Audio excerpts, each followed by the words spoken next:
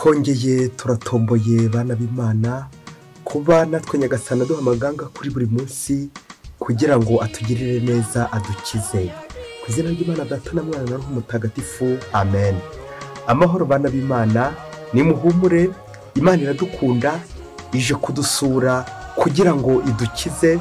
Kuri wa gatatu w'icyumweru cya gatatu gisanzwe, tariki 25 Mutarama 2023, ubwo duhimbaza ihinduka rya Pawulo Mutagatifu. Dore amasomo natwe agiye kudufasha guhinduka, tukava mu migambi mibisha tukajya mu migambi myiza, imigambi yo gukorera Uhoraho. Isomo rya mbere ni ryo mu gitabo cy'ibyakozwe n'intumwa, umutwe wa 22 umurongo wa 3 kugeza ku 16. Muri iyo minsi abayahudi b'i Yerusalemu bashakaga kwica Pawulo, maze yiregura avuga ati: ndi umuyahudi navukiye i Tarisi ho muri Silisiya, ariko narerewe muri uyu mujyi, nigishwa na Gamariyeri, antoza kwita byuzuye ku mategeko y'abasekuruza. Imana nyirwanda ishyaka kuko namwe muri rwana uyu munsi.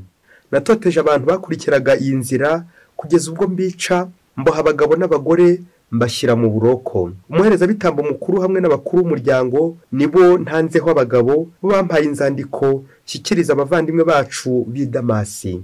Ubwo najyagayo ndumwe kuboha abariyo no kubazana i Yerusalemu kugira ngo bahanwe. Nuko igihe nkiri mu nzira negereje kugera i Damasi, ako kanya amanywa ava, urumuri ruturutse mu ijuru rurangota. Nikubita hasi, maze numva ijwi rimbwira riti: Sawuli, Sawuli, urantotereza iki? Ndasubiza nti: urinde Nyagasani.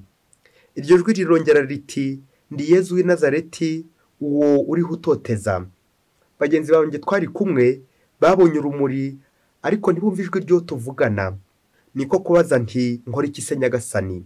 Nyagasani aransubiza ati: haguruka ujye i Damasi, niho bazakubwira ibyo wagenewe gukora byose. Ariko kubera ko icyezezi cy'urumuri cyari cyampumye amaso, abo twari kumwe bagombye kundandata ngera i Damasi. Aho i Damasi hakaba umuntu witwa Ananiya, wari umuntu wubaha Imana, agakurikiza amategeko kandi agashimwa n'abayahudi bose bari bahatuye.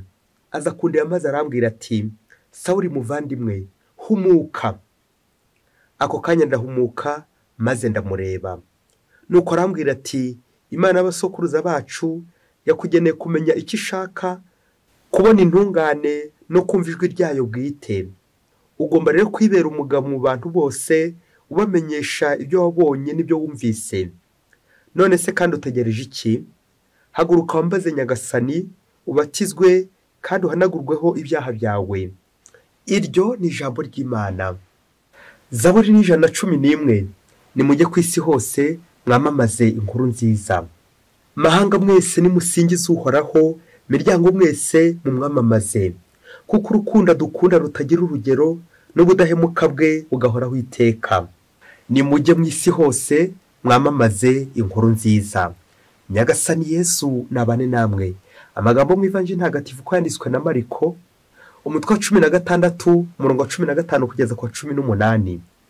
Muri icyo gihe Yesu amaze kuzuka yabwiye ba 11 ati: nimujye mu isi hose mwamamaze inkuru nziza mu biremwa byose. Uzemera akabatizwa azakira, utazemera azacibwa. Dore kandi ibimenyetso bizaranga bazaba bemeye: mu izina ryanjye bazirukana roho mbi, bazavuga indimi nshya, bazafata inzoka. Nibagira kandi icyo banywa cyica, ntacyo kizabatwara. Bazaramburira ibiganza ku barwayi bakire. Iyo ni Ivanjili ntagatifu. Uhoraho mutegetsi wanjye, Uhoraho waranyigaruriye, nanjye nemera gutwarwa nawe. Wantwaye umutima wanjye, wawugize ingwate yawe, wandushije imbaraga, nanjye sinakwiyaka. Bakristo bavandimwe, Yezu Kristo akuzwe. Uhoraho wandushije imbaraga, nanjye sinakwiyaka.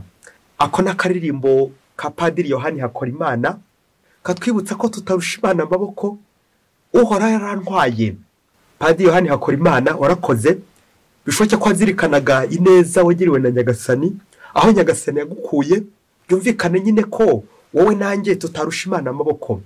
Bakristo bavandimwe, Yezu Kristo akuzwe. Kuri tariki ya 25 Mutarama turahimbaza ihinduka rya Pawulo Mutagatifu wahoze yitwa Sawuli, ariko ku bubasha bwa Nyagasani nyine akaba yaramuhinduriye izina akaba yitwa Pawulo. Turahimbaza Pawulo rero tuzirikana ko ari nabwo dusoza icyumweru cy'umwe w'abakristo.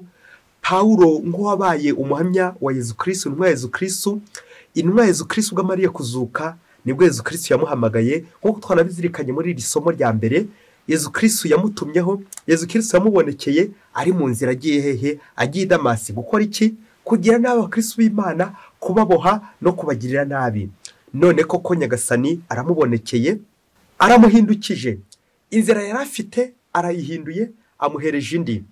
Ngiyo ya metanoia, rya jambo ry'ikigereki rivuga ngo guhinduka, changement radical, retour.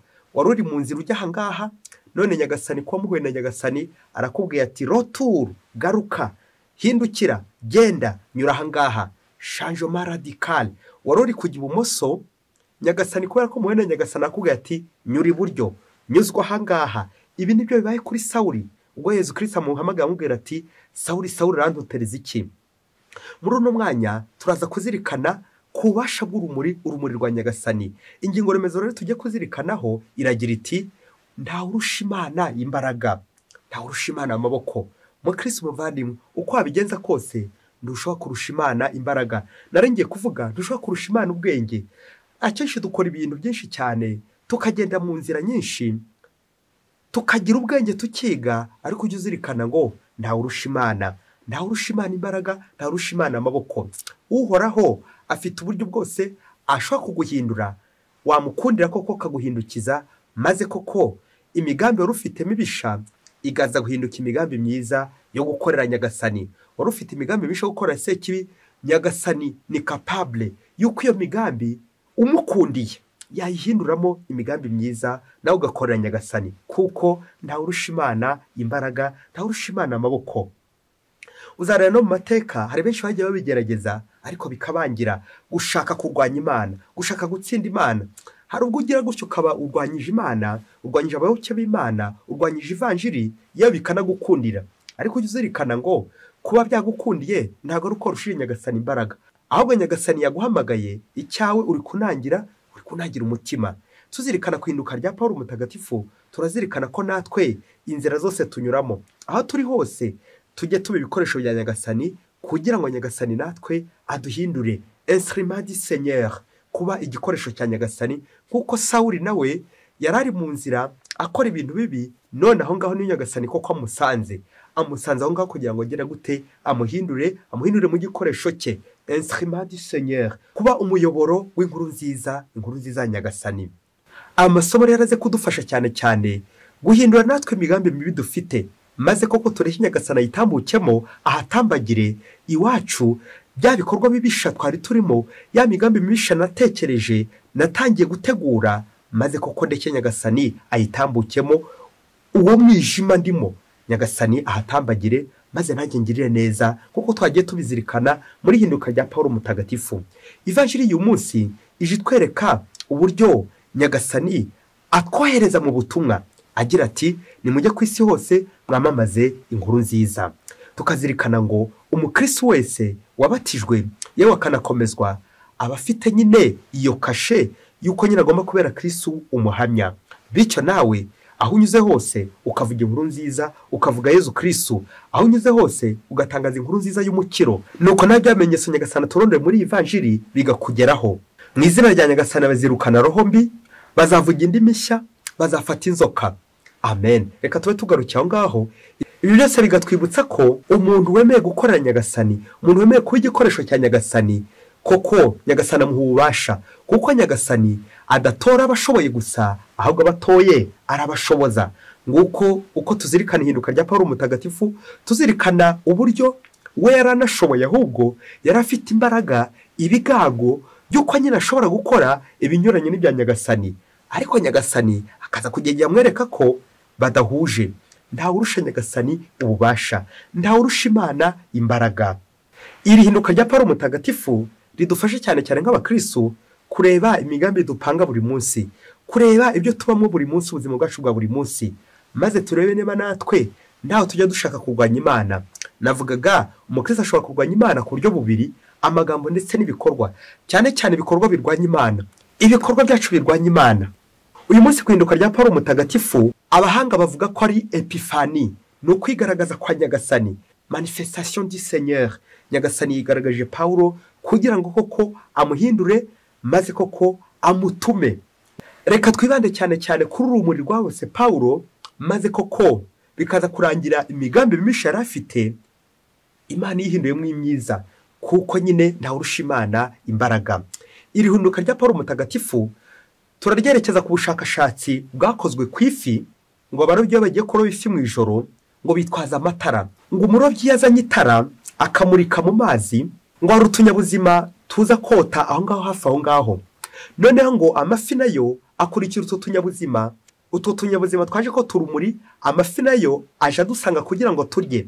Amafi yaje kurya utwo dusimba, hari ubwo acakerana n'urwo rumuri, urwo rumuri rwagera ku bwonko bw'ifi bukayicanganyikisha, noneho ifi ikaza nanone nk'aho yabishe ije kurwanya nanone urwo rumuri, byumvikana urwo rumuri ruri kuyibangamira. Nibwo bizarangira nyine icanganyikiwe, bikaza kurangira koko yarije gufata utwo dusimba, ariko urumuri rwamaze kwikubita ku bwonko, bikaza kugera igihe iri kurwanya urwo rumuri.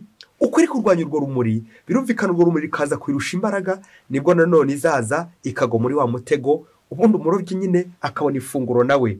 Urwo rumuri rukubita ku bwonko bw'ifi igacanganyikirwa, rushushanya nanone umuntu wese wari uri mu mwijima. Iyo urumuri rumukubise uko biri kose ntabwo rumushimisha, ruramugota rukamubangamira, kubangamirwa n'urumuri. Urwo rumuri rero nibwo twumvise muri iri somo rwabangamiye Sawuli. Sawuli yari ari mu nzira, ariko urumuri rwa Kristo rugira gute? Ruramugota, ruramukubita, rumucanganyikisha ubwenge.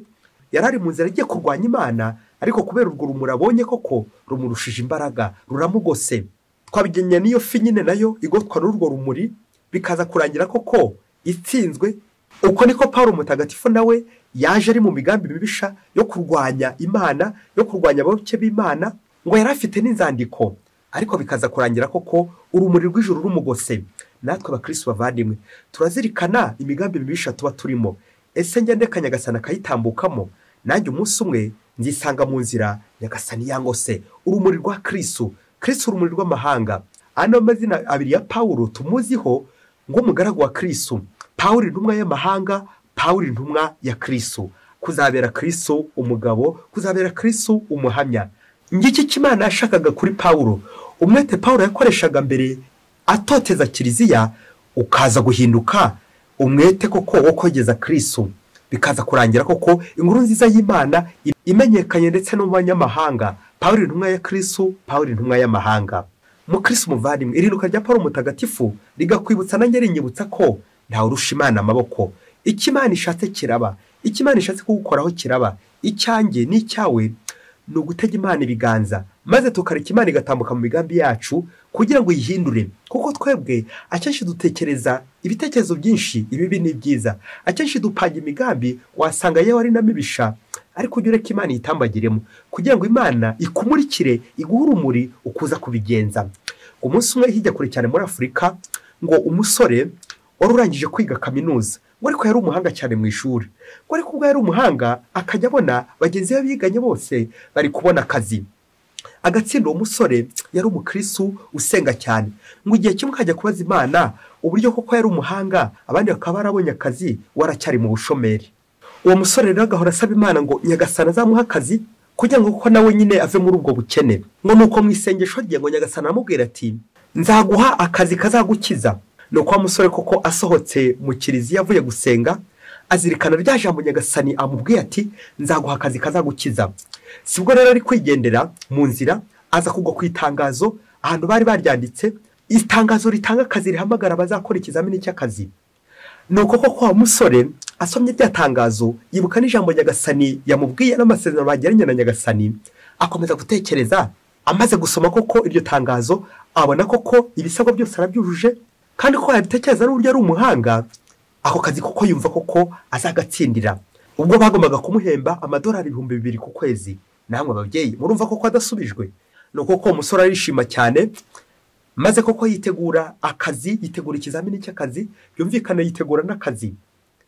Nuko ngo umunsi w'ikizamini uragera, ubwo bwari bucyajya gukora ikizamini, nuko mu rukerera arabyuka, arakaraba, nuko ngo ageze muri dushe, urumva yaragiye nyine kwitunganya kugira ngo koko aze kujya mu kizamini ari smart, ameze neza. Nuko ngo ageze muri dushe, ngaho nafori byamubayeho, byabindi byuko umutinda aho yanitse ritava, wa musore ahita agwa ngaho nyine muri dushe. Ngo amaze kugwa muri dushe agira ikibazo kiremereye cyane, ntabwo ngo yaguye muri dushe gusa, ahubwo ahise avunika ajya no muri koma. Nuko bahita bamujyana kwa muganga. Ku munsi w'ikizamini murabyumva, ageze kwa muganga koko urumva yari yavunitse n'akaboko, bishoboke ko ari akaboko cy'indyo kari kumufasha nyine kujya kwandika.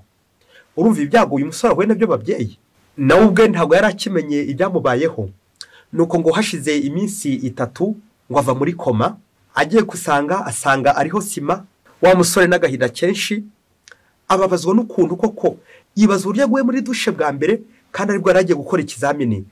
Nuko agaruye ubwenge, atangira kwibaza kuri rya jambo rya Nyagasani ati nzaguha akazi kazagukiza.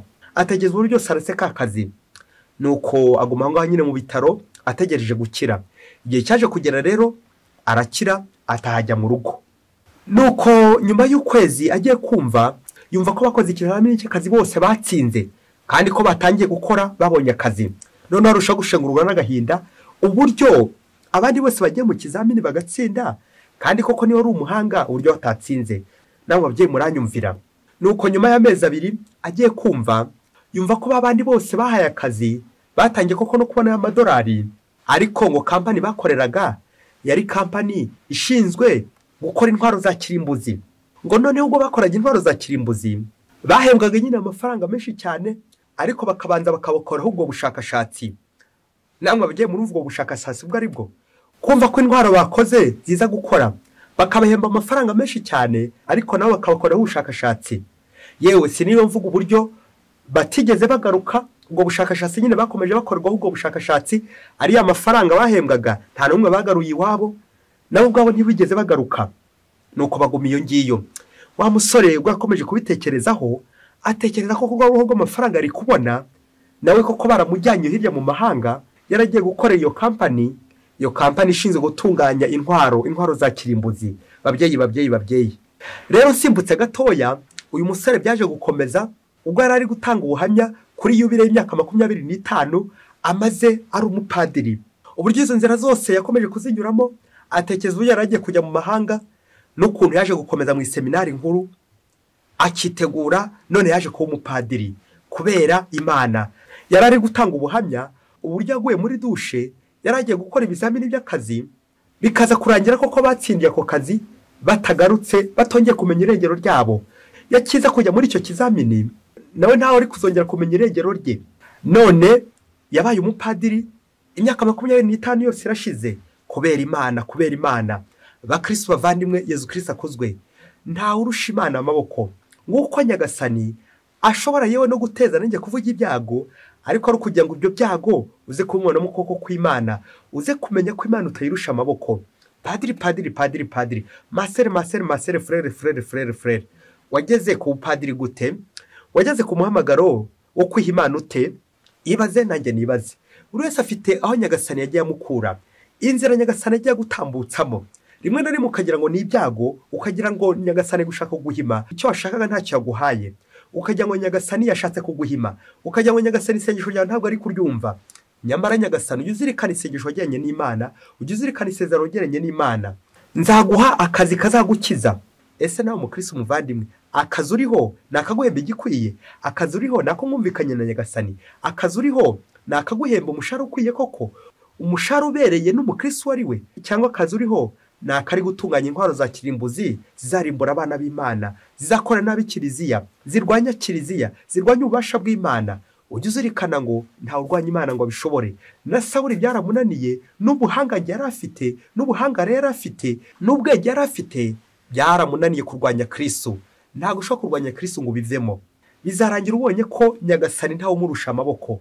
Na niyo mpamvu umukristo umuvandimwe mu muhamagaro urimo ukomere, ushikame, humuka kandi uhumure kugira ngo nyagasani koko urushaho kumubera umuhamya aho uri hose, igikoresho cya nyagasani. Ujye uzirikana isengesho uvugana na nyagasani. Ese usaba iki nyagasani? Ese nyagasani aragusubiza? Nzaguha akazi kazagukiza. Umutura imigambi yose ufite, ibibazo byose ufite, inzira zose unyuramo, kugira ngo nyagasani koko agaragaze ahantu uzanyura. Nk'uko nyagasani umunsi umwe uzajya gukora ikizamini cy'akazi, ukaza kwisanga uri kwa muganga, ukaza kwisanga wavunitse, akaboko kavunitse, ari ukugira ngo nyagasani agire gute abone uburyo kwigarurira. Wasanga imigambi wari utangiye, wasanga ako kazi wari ugiye kubona atari ko nyagasani yaguteguriye. Ese mukristo umuvandimwe, nta magurupu urimo ari kurwanya Imana, nta bigare urimo biri kurwanya Imana? Va mu bigare urimo, ibigare by'abasinzi, ibigare by'abasambanyi, ibigare by'ibisambo, ibigare by'abicanyi, ibigare by'abarozi, ibigare by'abakuramo inda, ibigare byose birwanya nyagasani, ibigare byose byo kwa Sekibi. Uzirikana ko ntabwo ushobora kurusha nyagasani amaboko. Rero mukristo umuvandimwe, wowe nanjye, aho twagiye dushaka kurusha Imana ubwenge, aho twagiye dushaka kurusha nyagasani amaboko, twegere nyagasani umutima mwiza kwiyoroheje, tumwereke ko turi abanyantege nke, turi n'abanyabyaha, maze atumurikire, atuganisha inzira nziza, inzira y'ubutungane, nk'uko yamurikiye Pawulo mu nzira ya Damasi, maze koko agahabonera urumuri rufasha kubera nyagasani igikoresho. Nawe uyu munsi ufata umugambi wo kuba igikoresho cya nyagasani, instrument du Seigneur. Nzaguha akazi kazagukiza, kuko ntawe urusha Imana amaboko. Pawulo Mutagatifu udusabire buri munsi. Mwese Imana ibaho umugisha, Imana Data na Mwana na Roho Mutagatifu. Amen. Padiri Masumukuru Ladislas wa Diyosezi ya Cyangugu.